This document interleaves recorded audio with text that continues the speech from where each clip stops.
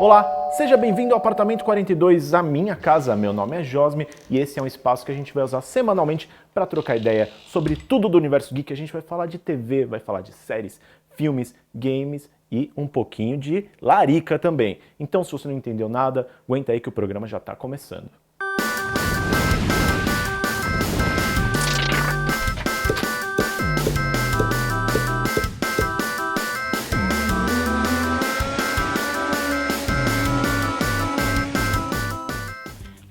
Opa, vocês já estão aí? Tá jogando um videogame marotinho aqui e tal, mas eu não jogo tão bem que nem essas meninas que são e-gamers profissionais. Então, vamos conversar com elas para ver por que elas entraram nesse mundo aí. Bom, eu comecei nos jogos através dos meus irmãos e meu primo. Era época de lan house, ninguém tinha ainda internet em casa, era internet discada na época. Então era onde a gente se juntava pra conhecer, era uma coisa nova, né? Um jogo de computador.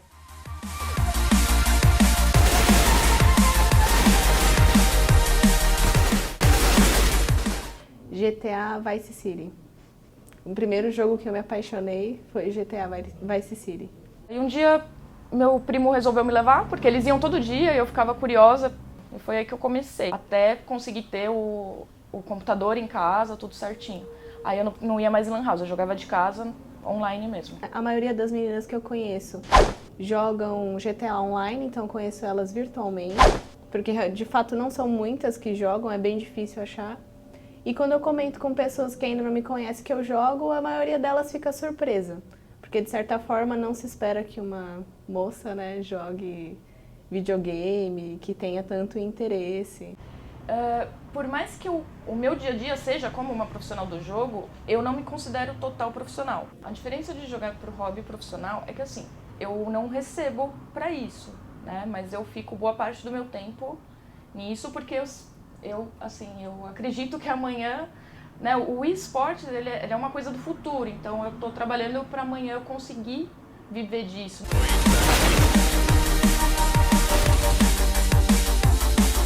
Eu sempre joguei Counter-Strike, só que no começo eram versões antigas que foram se aprimorando e hoje é um jogo bem moderno que necessita de uma máquina muito boa para ser jogado.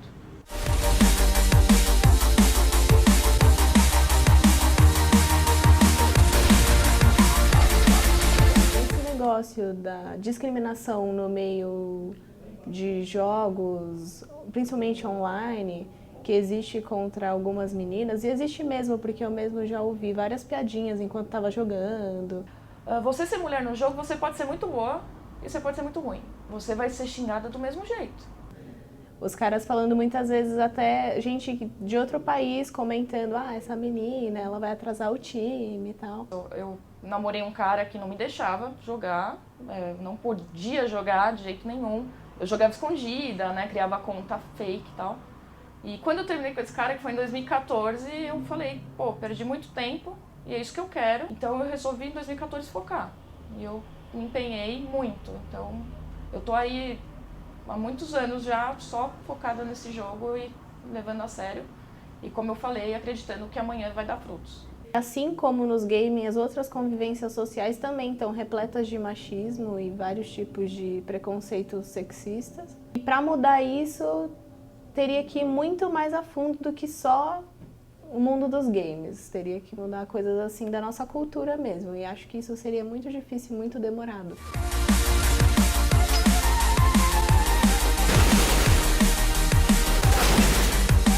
A diferença do nível de jogabilidade lá de fora para aqui no Brasil é muito diferente porque lá eles levam como uma profissão. A gente não tem como ficar 24 horas no jogo ou ficar, 8 horas por dia como se fosse um trabalho. Você tem outras coisas para fazer. Eu jogo em um time composto por 5 meninas, né? Não necessariamente são todas de São Paulo. E hoje eu faço parte da organização chamada Victory,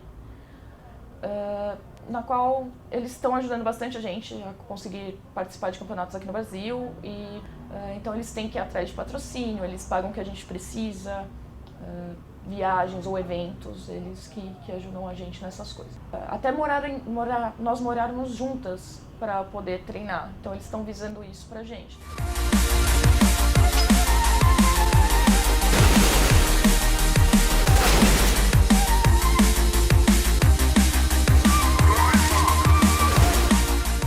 Cara, que matéria legal. E eu fico muito feliz quando eu vejo mais meninas jogando e sendo gamers profissionais e a indústria também dando aquela olhada, né, sabendo que elas curtem games. E, infelizmente, o mês de junho não é um mês de grandes lançamentos nos games, porque não tem nenhuma data comemorativa, mas tem jogo legal vindo por aí, sim. E esse é o caso do Crash Bandicoot Sane Trilogy, que é um dos mascotes mais épicos da Sony, e agora 3 jogos clássicos dele vêm para a nova geração de games. Eu estou muito ansioso já por isso. E essa é para os fãs nostálgicos de jogos de naves e corridas galácticas. Wipeout Omega Collection vai sair agora com gráficos mais realistas, mais coloridos, e é uma coletânea de todos os títulos lançados já desse jogo incrível. Outra franquia que volta com força total agora é Dirt 4, que vem com um novo modo de jogo que chama Your Stage, onde você pode montar a corrida do jeito que você quiser. Esse jogo de corrida já é um clássico para os fãs de rally pelo sucesso de seus antecessores. O novo jogo conta com o modo Your Stage, onde você pode criar uma pista com a sua modalidade preferida. Agora eu vou levar vocês lá pro quarto pra gente ter um momento mais intimista e falar sobre séries e TV, mas depois do intervalo. Fala galera, aqui é Marcelo Fulani e hoje vamos preparar um omelete no apartamento 42.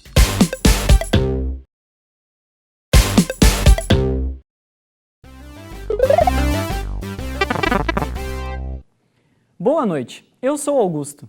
Eu sou a Juliana e começa agora mais um plantão. Conselho Tutelar de Gotham City se preocupa com os órfãos da cidade. O número de Robins aumentou em 20% desde o último ano. Nossa repórter foi falar com Bruce Wayne para explicações. Bruce! Hoje não!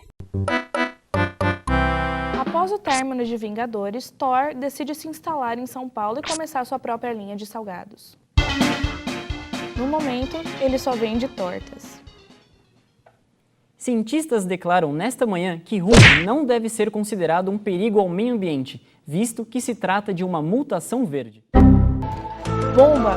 Em entrevista com Darth Vader, ele revelou pra gente que seus pais acreditavam que ele seria uma menina. É verdade, eu já tinha até um nome, Anakin.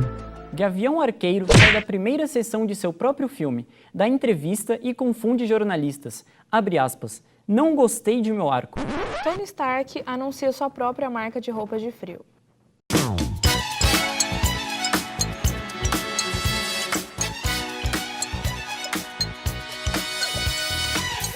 Questionado sobre o sucesso de sua marca, ele brincou: o inverno está chegando. Autoridades culpam o líder da equipe dos X-Men, Scott Summers, pela explosão de uma bomba no aeroporto. Em sua defesa, ele alega apenas ter seguido as instruções e cortado o fio vermelho. Os irmãos conhecidos como Super Gêmeos fundaram hoje a sua ONG para ajudar os super-heróis esquecidos com o tempo e taxá-los como inúteis. A festa de inauguração contou com a presença de Super 15, Aquaman, Capitão Planeta, Formiga Atômica, Chefe Apache e o Leão do Proerd. Após a saída inesperada da cantora Emily, a mutante vampira assumiu o posto de vocalista da banda Evanescence. Em sua primeira entrevista de imprensa com a banda, ela declarou: "É hora dos góticos voltarem." Sasuke Uchiha, Neil e Trinity também apoiaram a volta dos movimentos góticos e emo. Agora, outra bomba, Bruce Wayne acaba de perder mais um processo contra a empresa Dolly. Ele alega que o comercial de Dia dos Pais é opressor a todos os órfãos. Papai, você é amor, é meu exemplo na vida, eu te ofereço um Dolly. Bruce Wayne está praticamente batizando essa edição, não é mesmo? Não é brincadeira não, bicho. Superman finalmente revelou o motivo de ter abandonado o uso das cuecas por cima das calças. E cansei de fazer propaganda para Calvin Klein e não receber ao menos patrocínio. Que isso aqui, ó, flagrante, Professor Xavier e Saci Pererê foram pegos brigando em um estacionamento por uma vaga preferencial. O Saci alega ter chegado primeiro e disse ter ligado para os seus advogados para abrir um processo pelas agressões, mas uma voz em sua cabeça não permitiu. Isso é tudo, pessoal. Por enquanto. A qualquer momento a gente pode voltar. Fiquem ligados. A qualquer momento.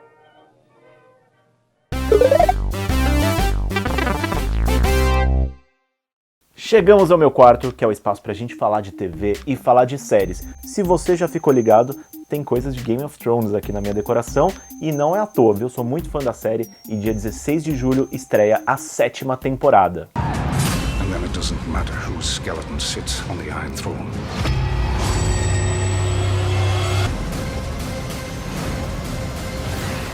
E toda essa teoria de que seria o Jon Snow o tal príncipe prometido se dá porque ele repete uma frase de um herói que renasceu para salvar a humanidade de novo. E olha o que o ator disse sobre isso. Abre aspas, vocês precisam esperar e ver o que acontece. Acho que o Jon odiaria ser chamado de o príncipe que foi prometido. Se alguém dissesse isso para ele, ele simplesmente não prestaria atenção.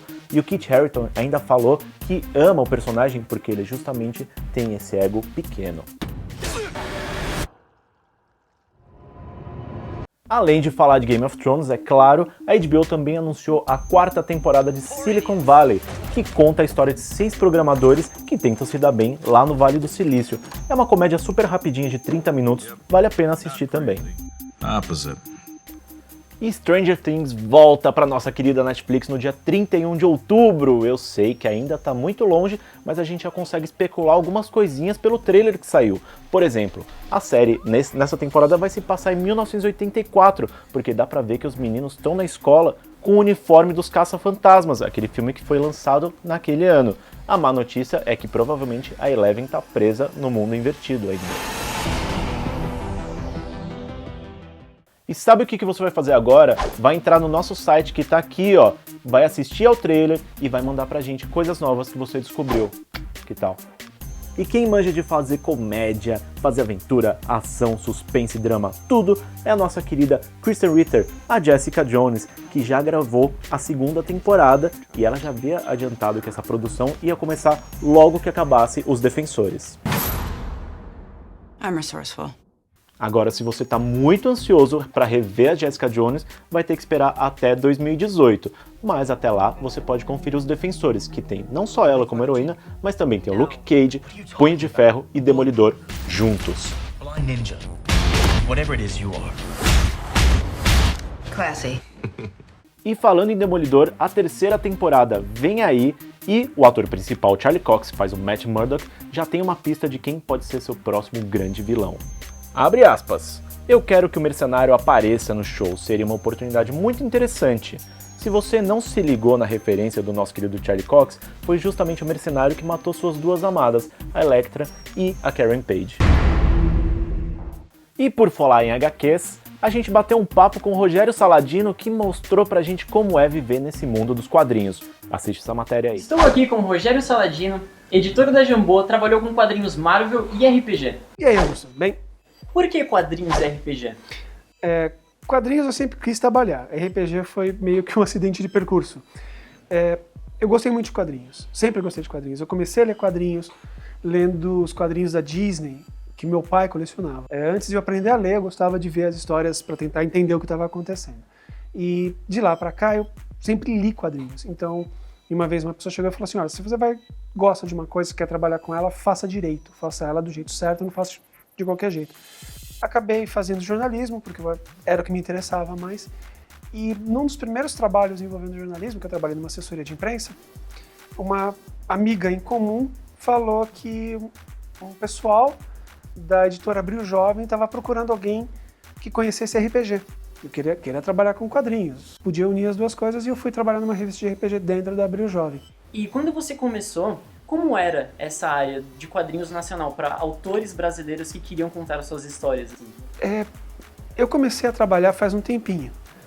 E de lá para cá o mercado nacional mudou muito, mudou realmente muito. Há uns anos atrás, quando eu comecei, quadrinho nacional ou era Turma da Mônica, você tinha Maurício Souza, Turma da Mônica, ou era aquela coisa meio underground, meio o que hoje o pessoal chamaria de hipster, aquela coisa meio intelectual, tudo, com algumas raras exceções, algumas coisas, uns lampejos de coisas diferentes, como a Revista Animal, como a Chiclete com Banana e outras revistas que tinham autores diferentes. Autores que eram nacionais, mas faziam tiras e faziam quadrinhos, faziam uma coisa meio crítica. Hoje a cena nacional está bem diferente. Não que essas pessoas que começaram a fazer esses quadrinhos, algumas não pararam, elas continuam fazendo. Você vê que, por exemplo, a Laerte está aí publicando e influenciando o quadrinho até hoje. Graças à internet, graças a várias outras formas de divulgação, está um pouco mais fácil e ele está muito mais amplo. A DC Comics e a Marvel Comics hoje tem uma quantidade imensa de desenhistas brasileiros. Roteiristas ainda não, eles têm alguns problemas com isso. E eles têm umas justificativas para isso, mas nós temos uma quantidade imensa de desenhistas brasileiros que trabalham lá para fora. Um dos desenhistas mais conceituados da DC Comics hoje em dia é um brasileiro, chamado Ivan Reis. Ele é o cara que, hoje em dia, ele está determinando o visual da Liga da Justiça, que é um dos títulos mais fortes da DC Comics. Com a vinda da internet, a popularização dos quadrinhos, da linguagem, você acha que isso ajuda ou atrapalha uma pessoa que quer viver de quadrinhos, viver de contar as suas histórias? Muitos autores usam a internet para pular vários gastos. Eu cito sempre o exemplo da minha esposa, a Germana, que ela lançou Lizzie Bordello e As Piratas do Espaço na internet. Ela publicava uma página por dia, gratuitamente. As pessoas liam, achavam interessante. Quando ela juntou o suficiente para publicar uma revista, um livro, ela foi na editora e apresentou o produto. Então, sim, a internet ela é uma ferramenta muito boa. Sabendo usar, sendo usada de uma forma legal e correta, ela ajuda muita gente. Tem muita gente de quadrinho nacional hoje que se levantou ou que teve destaque por causa da internet. Não vai embora. Apartamento 42 volta já já.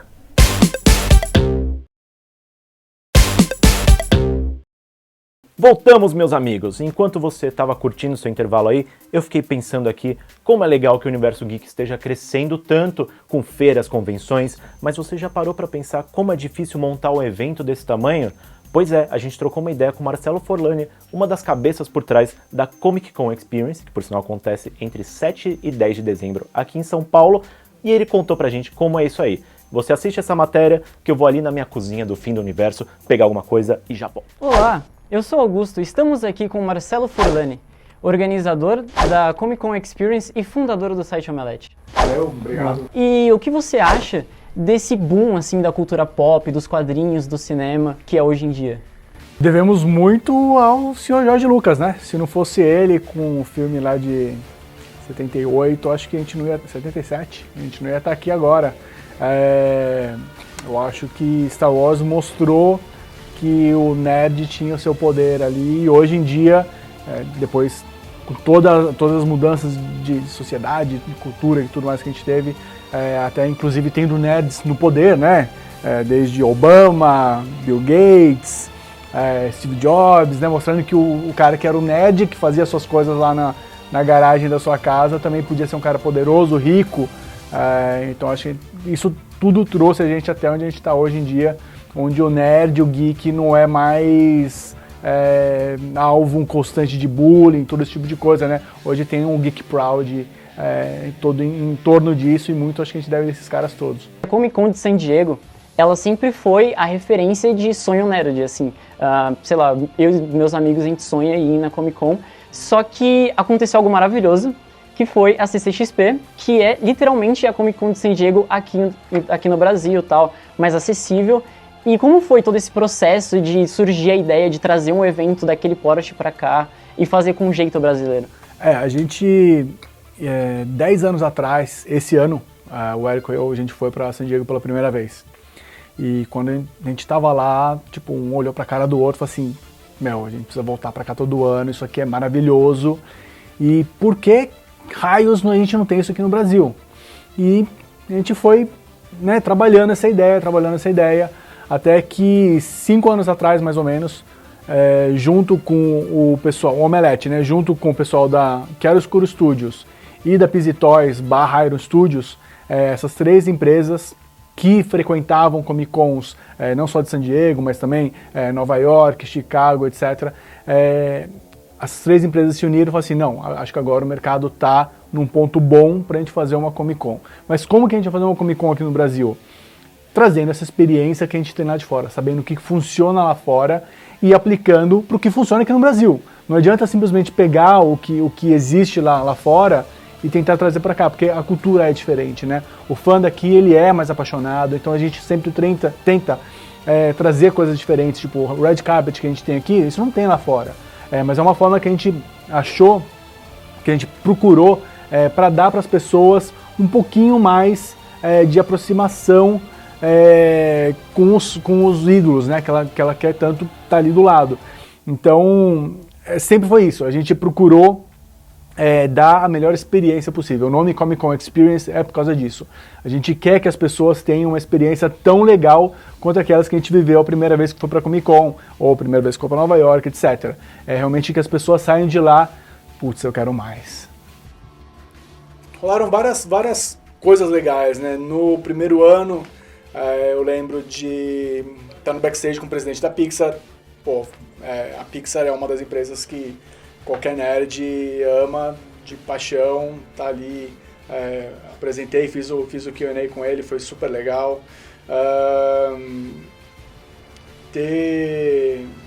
Tá com essas pessoas, assim, sempre é divertido, né? O David Tennant foi super legal com o público lá no Red Carpet. Mas eu acho que uma das coisas mais legais mesmo é o feedback que a gente recebe das pessoas. São as pessoas normais, né, entre muitas aspas ali, porque afinal todo mundo é normal, do Tennant ao presidente da Pixar, a gente, e a gente ouve histórias muito legais. A gente tem, por exemplo, tem uma menina que veio falar comigo no último dia, tipo, eram 8 da noite, a gente estava fechando o evento ano passado, no domingo. Ela veio falar comigo, falou assim, pô, você lembra? Eu lembrei dela dos anos anteriores. Ela falou assim, você não imagina como é legal esses 4 dias que a gente passa aqui. Ela era modelo, ela sofreu queimaduras no corpo e, tipo, de repente a vida dela, que ela tinha um rumo, virou de ponta cabeça e, tipo, ela se fechou. E ela falou assim, através desse mundo geek, do cosplay, de tudo isso eu fui ganhando confiança para sair de casa. E esses 4 dias aqui na Comic Con são parte desse processo de sair do casulo e me fazer uma nova pessoa. Teve um outro caso no ano anterior de um menino que era paciente terminal.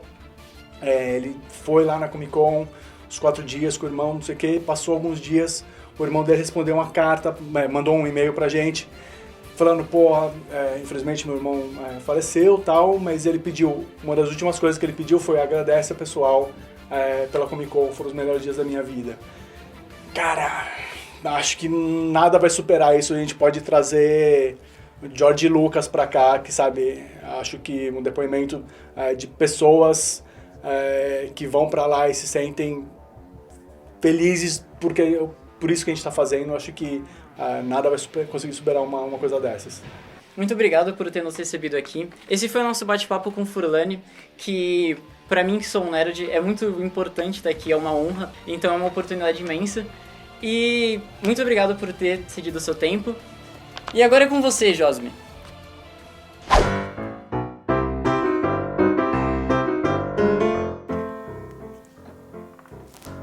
E a gente foi conhecer um bar aqui em São Paulo que ele é todo temático com o mundo geek. Os caras fizeram um cardápio que tem easter egg, fizeram toda a decoração inspirada nesse universo que a gente tanto ama. Então vamos conferir essa matéria aí agora. E aí, pessoal? Hoje vamos conferir um bar, mas não qualquer bar, o bar mais temático de São Paulo, Gibi Cultura Geek. Chega aí! Um lugar pensado para qualquer nerd geek se sentir em casa. Aqui você encontra muitas coleções, action figures de grandes sagas, quadrinhos, desenhos e até um museu de videogame que dá aquela vontade de botar um tempo.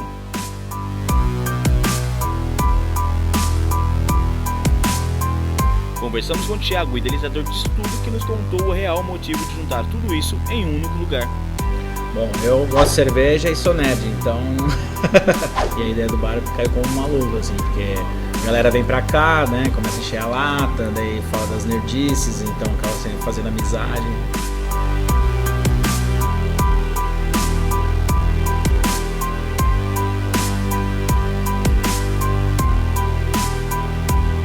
Por aqui as referências são levadas a sério, desde coleções espalhadas pelas prateleiras e paredes até o cardápio. O cardápio todo é temático como o bar, então eu procuro easter eggs, assim, são referências sobre os personagens, sobre os filmes, videogame, nunca é uma referência direta, né? Então só quem conhece mesmo o personagem saca do que eu tô falando. Então no final, um dos que mais saem é Winter is Coming, porque é uma referência muito mais óbvia e todo mundo conhece o Game of Thrones.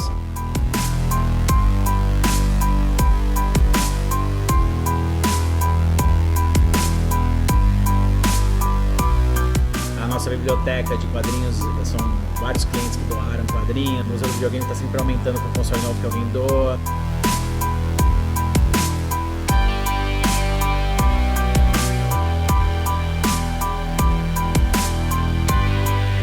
Todo mês tem evento aqui, né? Tem um fixo, que é toda a primeira quinta do mês, que chama Quanta Gente no Gibi, é uma parceria com a Quanta Academia de Artes. É um drink and draw, então vem os professores pra cá, a gente forra as mesas de papel, eles fazem live painting, às vezes a gente traz um cosplay pra fazer modelo vivo, e é tudo sobre desenhar e tomar cerveja.